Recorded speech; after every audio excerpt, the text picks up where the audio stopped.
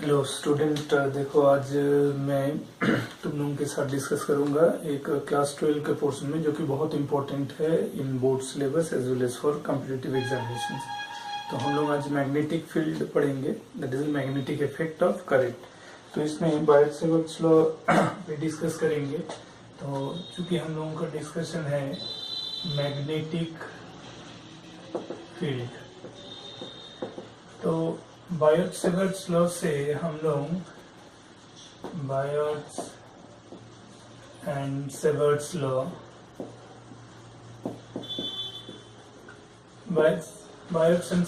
में हम लोग मैग्नेटिक फील्ड के बारे में क्या जानते हैं कि मैग्नेटिक फील्ड इंडक्शन है the magnetic lines of force, है ना, per unit area of cross section. It is the flux density है।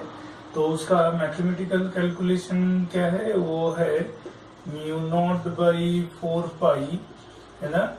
इसको हम लोग लिखते हैं I DL sine theta by R square, जिसको ऐसे भी लिखा जा सकता है कि this can also be written as mu naught by 4 pi. ठीक है, ये देखो आइडियल को करंट एलिमेंट लिख के that cross product into R by R cube ऐसे लिखा जा सकता है ना। इसका यूनिट होता है मैग्नेटिक फील्ड का टेस्ला, और in other words it can be written weber per metre square. ठीक है, टेस्ला को कैपिटल टी से डिनोट किया जाता है और otherwise it is also written as weber per metre square. तो बायोट-सेवर्ट्स लॉ जो है ये फॉर्मूला भी किसके लिए है, this is for a current element. ये किसके लिए वैलिड है, ये करंट एलिमेंट के लिए वैलिड है। अब सवाल ये है कि करंट एलिमेंट क्या है, this is ideal. Current element क्या है, आइडियल। ये आइडियल वेक्टर के हिसाब से इसको रिप्रेजेंट करते हैं। तो देखो कैसे है कि अगर मान लो हम लोग एक स्ट्रेट करंट कैरिंग कंडक्टर लेते हैं which is carrying current I, तो ये जो पूरा कंडक्टर होगा, चाहे वो मैं फाइनाइट लेंथ के लिए सोचूं या इनफाइनाइट इन लेंथ, इसका जो हर पार्ट ऑफ कंडक्टर होगा, एक मान लो मैं अगर एक छोटा पार्ट ऑफ द कंडक्टर यहाँ एज्यूम करता हूँ, let it small part of the conductor taken as length of dl which is carrying current in the direction as it is shown here in the picture। तो इस वजह से मान लो इस plane में P be the point where we need to know the magnetic field। तो from current element to the required point line joining the vectorial character is the r vector, that is the radius vector। तो ये radius vector है। तो हम लोगों को देखो यहाँ मैग्नेटिक फील्ड इंडक्शन इस P पॉइंट में due to this small current carrying conductor जो है वो कैसे लिखा जाएगा, उसको हम लोग रिप्रेजेंट करेंगे dB। dB being the vector, ये क्या रिप्रेजेंट करता है, magnetic field at the point P due to the small element dl of the total length L which is carrying current I in the direction as shown in figure, that is from bottom to top, that is upward as I have drawn the conductor here.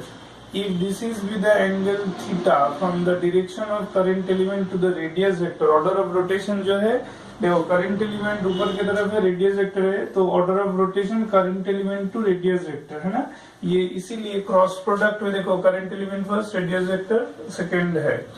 तो इस point पे जो magnetic field होगा, the direction of magnetic field is given by the right hand thumb rule और screw rule. यहाँ important क्या है, ये चीज समझना है। देखो अगर हम लोग ये हाथ का प्लेन को, इसको plane of the radius vector अगर कहें, तो current carrying conductor and the line joining current element to the required point, जो रेडियस वेक्टर है, वो इस प्लेन पे आना चाहिए। तो देखो वैसे ही है, करंट एलिमेंट और रेडियस वेक्टर जो बोर्ड में हमने ड्रॉ किया वो इस प्लेन पे आ रहा। So this is the plane which includes the position of the current element and radius vector. और ये जो हाथ का जो फेसिंग जिधर जाएगा, देख रहे हो, ये फेसिंग जिधर जाएगा उस डायरेक्शन पर ही मैग्नेटिक फ्लक्स एग्जिस्ट करेगा। तो यहाँ वैसे ही है, ये इट्स गोइंग इनवर्ड।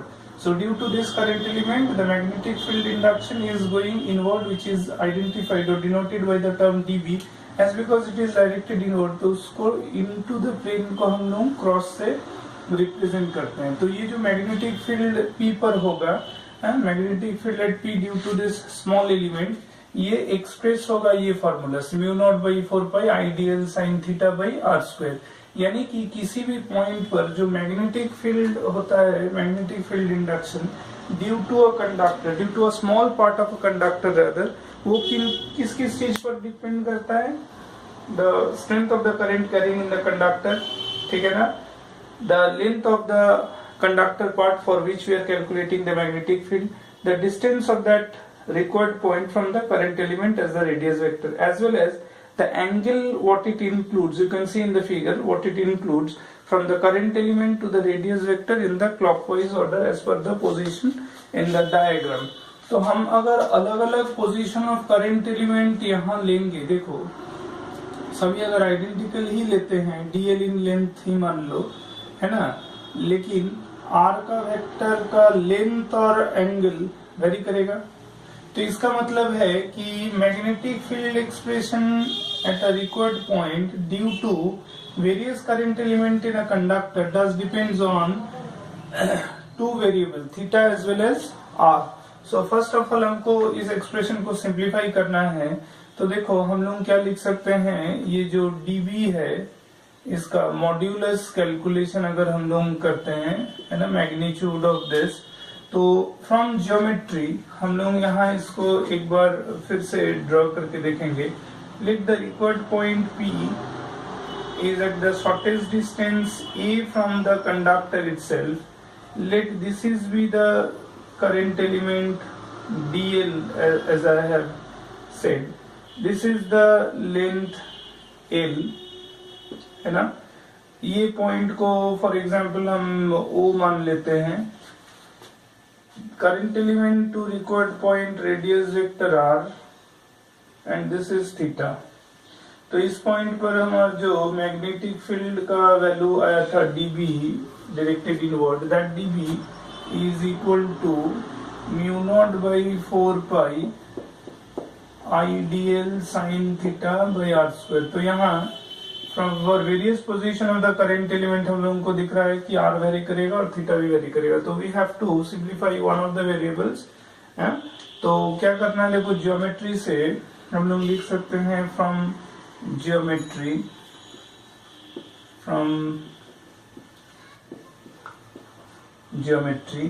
ज्योमेट्री से क्या लिख सकते हैं, देखो ज्योमेट्री से हम लोग लिख सकते हैं कि साइन थीटा को इज जो राइट एंगल ट्रायंगल ज्योमेट्री से साइन थीटा को परपेंडिकुलर टू हाइपोटेन्यूज यानी ए बाई आर लिख सकते हैं।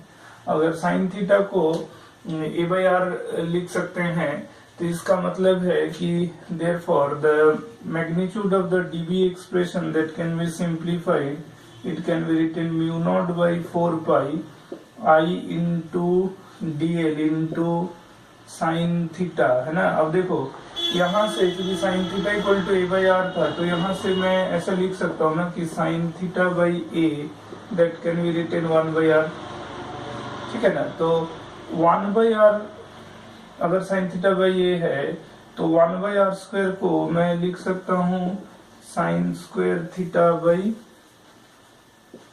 ए स्क्वायर, ठीक है।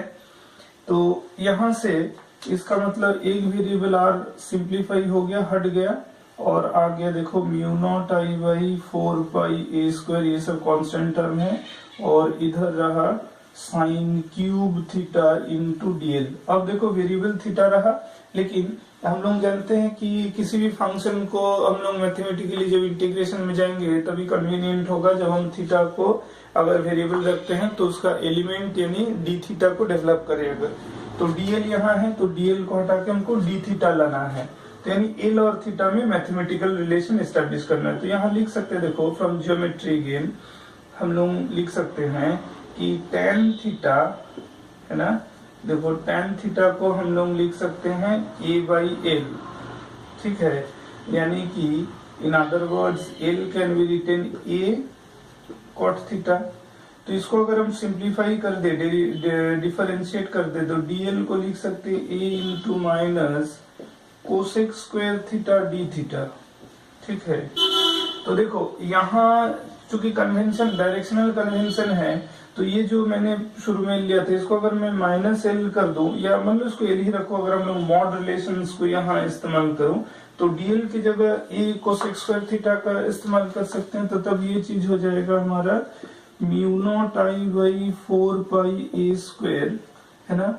एक साइन थीटा को रख सकते हैं, और देखो, और दूसरा जो साइन स्क्वायर थीटा है तो वो कट जाएगा, यहाँ कटेगा कि नहीं, साइन थीटा रहेगा, और इंस्टेड ऑफ यहाँ देखो कोसेक स्क्वायर थीटा है, तो मैं इसको ऐसे लिख सकता हूँ, इसको sine square 1 by sine square theta कर दूं अगर, तो साइन स्क्वायर थीटा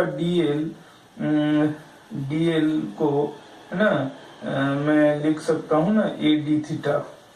ठीक है, तो उसी तरह से साइन स्क्वायर थीटा डीएल को मैं अगर ए डी थीटा लिख देता हूं, तो फाइनली जो हमारा आता है वो आता है mu naught I by 4 pi A sine theta D theta, है ना।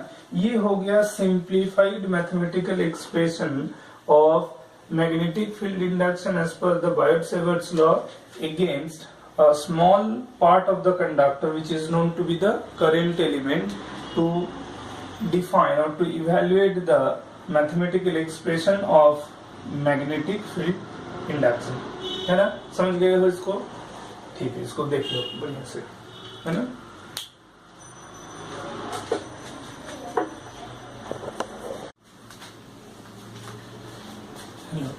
देखो अभी क्वेश्चन हम कंटिन्यू करेंगे। हम लोग जो कैलकुलेट किए मैग्नेटिक के बारे में, वो था एक small part of the conductor, यानी कि करंट एलिमेंट के लिए। तो अब सवाल है कि यही for a straight conductor, of finite length, है ना, for a straight conductor of finite length. अगर एक फाइनाइट लेंथ का स्ट्रेट कंडक्टर हम लोग यूज करते हैं, तो उसके मैग्नेटिक फील्ड क्या होगा। मान लो हम लोग जो चीज प्रोसीड किए थे, अगर मैं एक कंडक्टर को मान लो एम मान लेता हूँ, ठीक है, एक कंडक्टर जिसका नेट लेंथ कैपिटल एल है, और ये मान लो वो रिक्वायर्ड पॉइंट पी है जहाँ मैग्नेटिक फील्ड निकालना है, this is the distance A. ठीक है, हमारा जो बायोट-सेवर्ट्स लॉ में एक्सप्रेशन डेवलप हुआ वो ऐसा था कि this is the small element DL at a distance L from the point O. ठीक है, foot of the perpendicular draw from point P on the conductor M N. तो ये डिस्टेंस आर था, ये था थीटा। तो मैग्नेटिक फील्ड का value DB in the downward direction, and that is inward directions rather, तो वो dB था, dB का वैल्यू आया सिंप्लीफाई करने से mu naught I by 4 pi A sine theta D theta.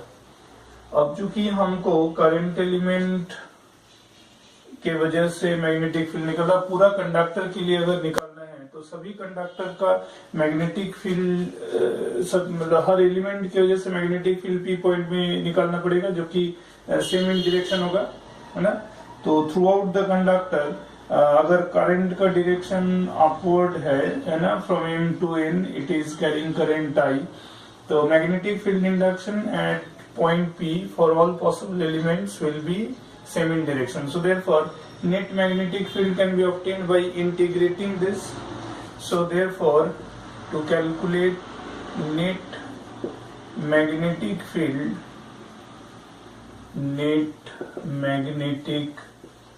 field at P due to the straight conductor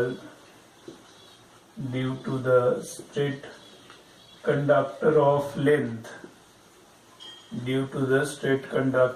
length L। अगर P point पर magnetic field निकालना है due to the straight conductor of length capital length मतलब पूरा length उसका capital L है, तो that can be obtained by integrating this expression of DB, यानी कि हमको यहाँ जो कांस्टेंट टर्म है उसको बाहर रख के म्यू नॉट आई बाई 4 पाई है उसको बाहर रख के इंटीग्रेट करना है of the expression sign theta D theta. यहाँ इंपॉर्टेंट बात क्या है देखना है कि करंट एलिमेंट्स का जो एंड पोजीशंस होगा according to the geometry, so those positions are M and N.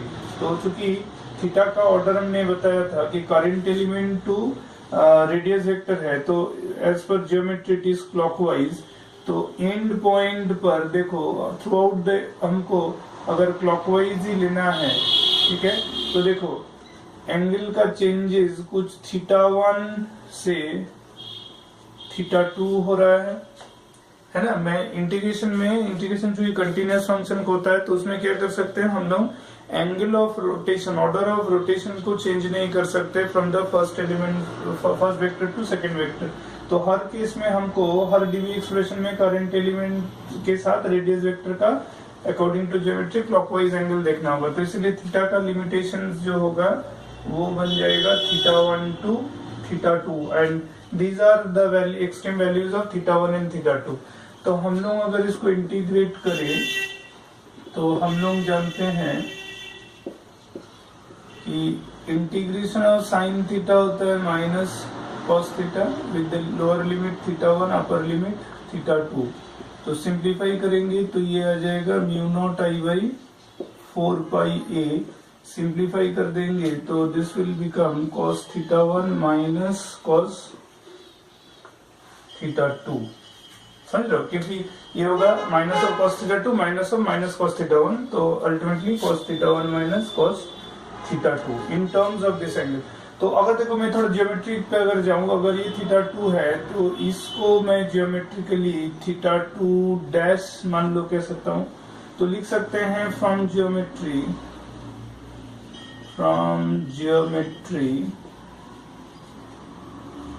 θ2 plus θ2 dash is equal to pi, so therefore θ2 can be further written as pi minus θ2 dash। तो अगर मैं ये value को यहाँ substitute कर दूं तो देखो mu naught I by 4 pi ए, ये हो जाएगा cos θ1 है ना, माइनस ये वाला वैल्यू हो जाएगा cos पाई माइनस θ2 डैश। और हम लोग जानते हैं कि cos 180 माइनस थीटा क्या होता है, माइनस cos ऑफ थीटा। तो बेस्ड ऑन दिस ये लिखा जाएगा mu naught I by 4 pi ए यानी cos θ1 प्लस cos θ2 डैश। समझ में आया? यानी कि देखो ज्योमेट्री में इंपॉर्टेंट है कि अगर एक θ1 अगर इंटीरियर एंगल है और θ2 एक्सटीरियर एंगल है तो इसका जो फॉर्मेट होगा मैग्नेटिक फील्ड का स्ट्रेट कंडक्टर के लिए ये, और वही अगर दोनों इंटीरियर एंगल ले लेंगे तो प्लस साइन हो जाएगा और तब इंटीरियर एंगल को यूज कर सकेंगे in the form of cos। समझ में आ रहा है बात? और वही देखो अगर मैं ज्योमेट्री का फर्दर इस्तेमाल करूं तो these are the another extreme end angles at both parts. ये दोनों एंगल को अगर मैं फॉर्मूला में इस्तेमाल करना चाहूँ तो अल्फा एंड बीटा, अल्फा के साथ θ1 का सम ऑफ वैल्यू पाई बाई 2 है और इस तरह बीटा और θ2 डैश के साथ भी सम ऑफ वैल्यू पाई बाई 2 है। यानी कि अगर हम अल्फा और बीटा में लिखना चाहें तो यही फॉर्मूला हो जाएगा mu naught I by 4 pi A sine alpha plus sine beta. तो ये भी एक फॉर्म हो सकता है for finitely long straight conductor की वजह से magnetic field at a shortest distance A. देखो हर फॉर्मूला में ए आ गया, ठीक है। यही अगर हमको इन्फिनाइटली लॉन्ग कंडक्टर